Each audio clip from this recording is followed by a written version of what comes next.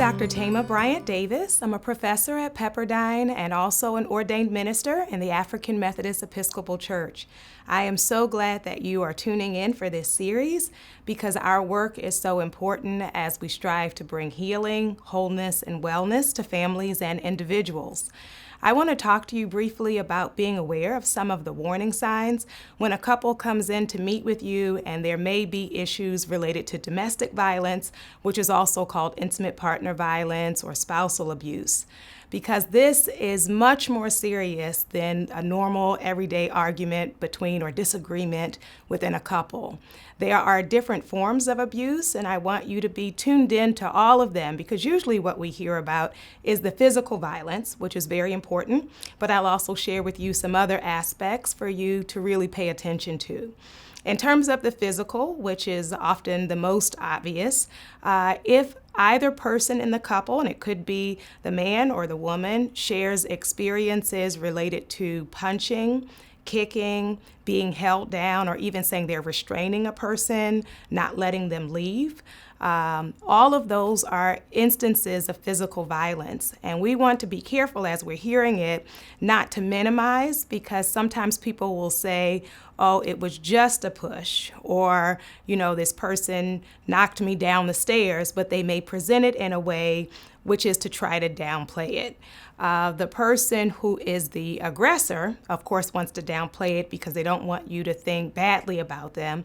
And the person who experienced it may also try to downplay it because if you really take in the seriousness of what happened, it can really kind of turn someone's world upside down of trying to figure out, how did we land here? How did this happen? Not only are there issues of physical violence that you want to listen for, you also want to pay attention to when people are justifying that abuse, because there is no excuse for abuse, meaning no matter what the other person did, each of us is always responsible for our response and our reaction. So it can never be, well, they pulled it out of me by either infidelity or flirting or the way they were dressed or something they did that I didn't like. That no matter the other person's behavior, our response should never be in the realm of the physical. Not only do we have physical, but there's also sexual violence. And historically in the U.S., for many years, sexual assault within a marriage was not even a thing. People thought, and some people, even within the church, have talked about, well, your body is theirs and their body is yours, so there is no issue of consent. But we understand in the beauty of God's plan that these bodies are temples.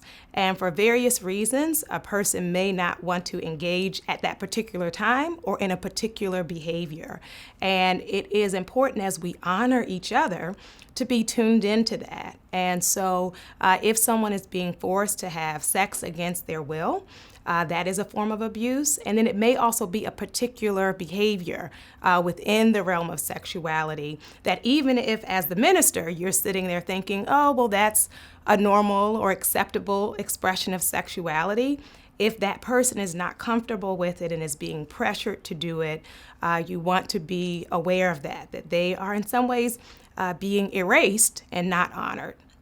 So we have physical, we have sexual, there's also financial.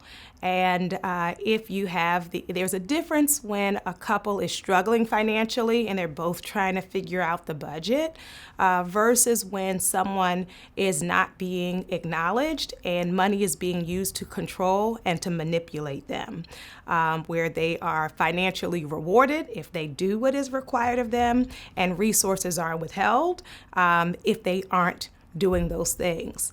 One of the terms you want to be aware of is something called work or school refusal. And refusal is very different from someone who doesn't want to do those things. So you may have a couple where, one is working and one is a stay-at-home parent, and that's something they have both agreed to. And that is a wonderful thing. It's a fine thing. It's something we can affirm. And at the same time, there are those who, usually the wife, who has a desire to go to school and learn, or has the desire to do some work outside of the home. And if they are not allowed to, that they are not permitted to, then that becomes an area of control. And sometimes it's an area that was not discussed before marriage because people work off of assumptions. So a person may have assumed that surely once I'm here, you're not going to want to do those things. And the other person may say, this has always been my dream. It was my dream when you met me. When did this become like I'm not allowed to live my dream, right? So you want to tune into that. And then another one is isolation. This is a critical warning sign around partner abuse when people are not allowed to be around their own family, are not allowed to make friends, and sometimes it's blatant, and sometimes it will be subtle where the partner will create an issue with every person in their lives except for them. They may even have issues with them talking to you as the minister because they want to be the only person who has access to them, and that can be a form of control. The last one I want to mention is emotional, and that's often one we overlook. And to recognize there is a way for us to communicate with people, even disagreement, that is not belittling and that is not abusive. So tuning into if there is a lot of screaming, yelling, profanity. Sometimes it hasn't been physical abuse against that person's body, but throwing things, breaking objects, hurting the person's pet that they care a lot about. All of those are ways to control and to manipulate. They may do it in humor, the appearance of humor, but they're really putting the person down. And so you want to be attuned to how they speak about each other and how they speak to each other. And the last thing I'll mention is around the issue of invisible signs, which is paying attention to how they respond to the other person. If it seems like they're afraid of the person, that they're walking on eggshells, that they're anxious about saying the wrong thing, or if the other person is looking at them in a kind of monitoring way, in a restrictive way of like, you better not say anything that I've told you not to say, you want to be very much aware of that.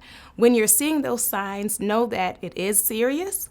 And what you want to communicate to them is that with what you're observing, it's going to be important to meet with them individually. Because when we have these cycles going, it can feel hard for one to really feel safe to express their fears or their concerns. And you also want to make a referral and get them into mental health counseling. And initially for trained therapists, it's going to be individually. And it doesn't mean that as the pastor that you're separating them. It means that they both have things to work through that are most safely worked through with each of them receiving their own help. And so this work takes a lot of courage, and for us not to just retreat into silence, or like many of you, when I went through my ministerial training program, there wasn't a lot of education about this. And so sometimes when we don't know, we can create harm or create a very simple solution and say, I'm going to pray for you, just go away. And very dangerous things can happen. So my prayer for you is that you take it very seriously, and even when it's uncomfortable, pay attention to what you're seeing and encourage them to get help as you remain that spiritual resource, and they also hopefully receive some mental health resources. God bless you in the work you're doing, and thank you so much for watching.